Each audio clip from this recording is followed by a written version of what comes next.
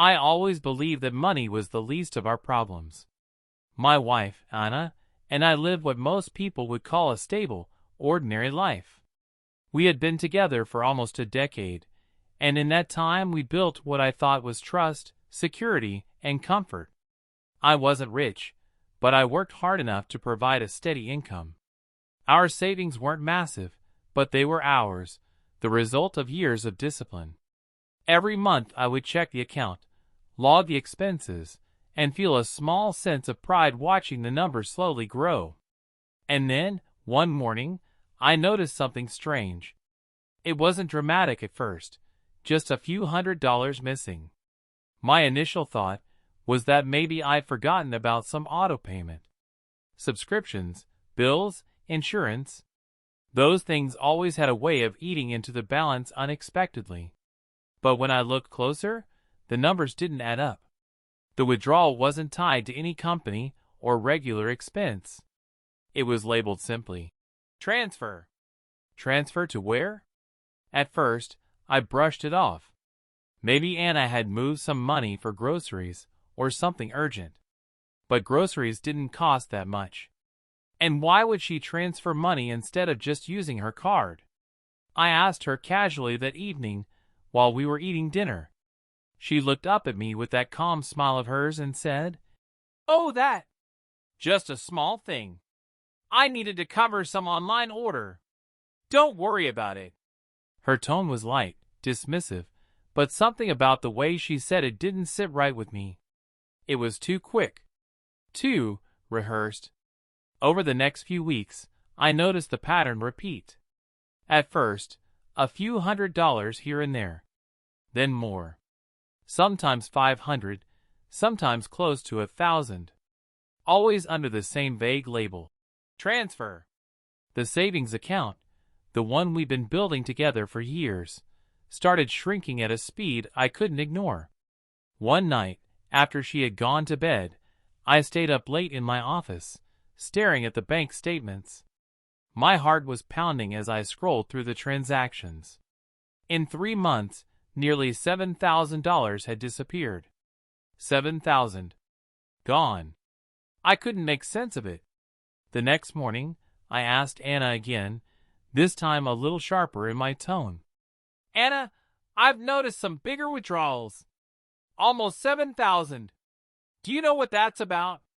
She didn't even flinch. She just shrugged, sipping her coffee, and said, "Relax. It's nothing serious. I just had to cover a few personal things. You'll see, it's all fine." But I didn't see. Because it wasn't fine. Something was happening behind my back. Something she didn't want to tell me. The worst part wasn't the money. It was the realization that she was lying to me, right to my face. I started watching her more closely after that. The way she would guard her phone when she got text messages. The nights when she said she was meeting with a friend, but didn't seem willing to say which one. The tension in her body when I brought up finances. I told myself maybe she was planning a surprise. Maybe she was saving for something special. An anniversary gift? A trip? But that was just me trying to calm myself down. Deep down, I knew. People don't secretly drain joint accounts for surprises. I decided to dig deeper. The next time she left her laptop open, I sat down at the desk. My hands were shaking as I navigated through her browser history. Most of it was harmless. Social media, shopping sites, email. And then I saw it, a second email account. One I didn't recognize. I clicked it open. The password was saved. And as soon as the inbox loaded, my stomach dropped. It was filled with transfer confirmations. Receipts. Notifications of money being moved into an account I'd never seen before. The name attached wasn't hers. It wasn't anyone I knew. Every email was precise, regular. Every few days, a chunk of our savings siphoned off and sent to this other account. I stared at the screen, my mind racing. Why would she create a secret pipeline of money to someone else? Who was this person? And what did they have over her that made her funnel thousands of dollars away from me. That night, I couldn't sleep. I lay awake next to her, listening to her steady breathing, while my thoughts spun in circles. Was she having an affair? That was my first instinct. Money, secrecy, a hidden account, it all lined up. But why so much money? Affairs usually leave behind lipstick on collars, suspicious texts, excuses about working late. Not thousands of dollars disappearing. Unless she was paying someone off. The thought hit me like a brick. What if she was being blackmailed? What if someone knew something about her past, and she was terrified of me finding out? I turned to look at her as she slept peacefully, her face illuminated by the faint glow of the moon through the curtains. For years, I thought I knew everything about Anna. Her quirks, her dreams, her fears. But in that moment, she felt like a stranger lying beside me. I told myself I needed proof. Real proof. So the next day, I left work early and drove to the bank. I wanted to trace the account. The banker was polite but firm. The account wasn't in my name, and privacy laws were strict. They couldn't reveal details. But with enough persistence, I got a small piece of information. The account belonged to a person with the initials MD. That was it. Just 2 letters. But even that was enough to send my mind spiraling. Who the hell was MD? When I got home that evening, Anna greeted me with a kiss as if nothing was wrong. As if she hadn't been draining our future away, piece by piece. I forced a smile, but inside, my suspicion had already hardened into something darker. I knew then, I was going to find out who MD was. And when I did, the truth, whatever it was, would change everything. The days that followed felt like walking on glass. Every conversation with Anna became a performance, me pretending not to know, her pretending nothing was wrong. I would catch her staring at her phone, her face tense for a moment before she plastered on a smile. I would ask small questions, seemingly harmless, and she would deflect with casual ease. But inside, I was a storm. I couldn't stop replaying the initials in my head, MD. They haunted me. Who was this person? A man? A woman? A shadow from her past? I started trying to connect the dots. I thought back to people she had mentioned before. Friends, colleagues, acquaintances. But nothing matched. Finally, I made a decision. I wasn't going to sit in the dark any longer. One evening, when she said she was going to the store, I waited 15 minutes, then quietly followed her. My heart pounded as I trailed her car, headlights dimmed, keeping a safe distance. She didn't go to the store. Instead, she drove across town, into a quiet residential neighborhood. I parked a block away and watched as she walked up to a small house and knocked on the door. A man answered. Tall, broad-shouldered, maybe in his late 40s. They didn't hug, didn't kiss, but the way she spoke to him, leaning forward, her voice low, her body tense, told me everything. This was him. MD. I couldn't hear their words, but I saw her hand him a thick envelope. Cash. My cash? Our cash. The fury inside me nearly exploded. My instinct screamed at me to march up there, to demand answers. But some small, cautious part of me held back. If I confronted her now, she would only lie again. I needed the truth, the whole truth. So I waited. And I watched. Over the next few weeks, I followed her more times. Always the same routine.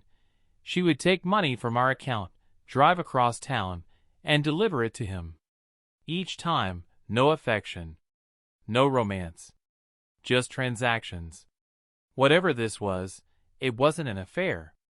It was worse. I finally decided to confront her directly. Not with accusations. She would deflect those. No, I needed to corner her with what I had seen. One night, after she returned from one of her mysterious errands, I sat waiting in the living room. When she walked in, her face froze for just a moment before she forced a smile. "Hey," she said softly, hanging up her coat. I didn't answer. I just stared at her. Finally, I spoke. My voice was low, steady. "Who is MB?" The color drained from her face instantly. Her hands trembled. She tried to laugh it off, but her voice cracked. "What are you talking about? I've seen you. I followed you. I know you've been giving him money. Thousands. Our savings. Now tell me, who is he?" For a long moment, she said nothing. Her eyes filled with tears, and she sat down across from me. "His name is Mark Daniels," she whispered finally. The name meant nothing to me. But the way she said it, with shame, with dread, told me everything. She looked at me, her eyes broken. "He's my brother." I froze. "Your brother? You never told me you had a brother." "Because I don't." "Not officially," she said, her voice shaking. "Mark is, he's my half-brother.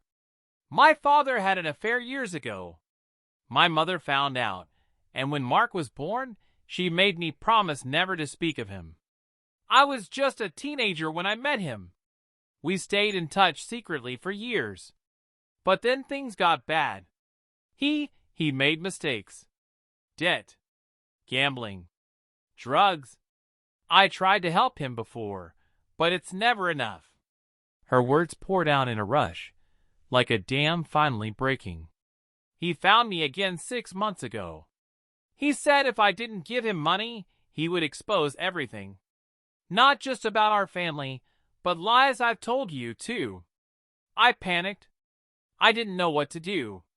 I thought if I just paid him, he'd go away." I sat there in silence, my whole body numb. All those lies. All the secrecy. It wasn't another man, but it was still betrayal. "You should have told me," I said finally. My voice was sharper than I intended. "Instead, you drained our life savings for him. For his mistakes. And you let me think everything was fine." Tears rolled down her cheeks. "I was ashamed. I didn't want you to see me as weak. I thought I could fix it quietly. I thought I could protect you." Protect me? The word stung. She wasn't protecting me. She was protecting herself. But in that moment, something inside me shifted. I realized this wasn't just about money. It was about control. Mark had been pulling her strings, feeding on her guilt, her loyalty, her silence. And she had let him. I leaned forward, my voice low. "It ends now. We're not giving him another dollar." Her eyes widened in fear. "You don't understand. If we stop, I don't care what he'll do. He's been feeding off you like a parasite. He's not going to stop unless we stop him. Do you hear me?" For the first time, she didn't argue. She just nodded weakly, broken. That night, I made my decision. I wasn't going to let Mark Daniels destroy our lives. The next time Anna arranged to meet him, I went with her. She was terrified, begging me not to. But I refused to back down. We drove to his house, and when she knocked on the door, I stepped forward before she could speak. Mark's expression shifted when he saw me. Surprise, then irritation, then a slow smirk. "So this is the husband," he said, his voice dripping with mockery. I didn't waste words. "This is over. You're not getting another cent from her. Or from me." He laughed, a harsh, ugly sound. "You think you can just cut me off? I've got records. Proof. I can ruin her.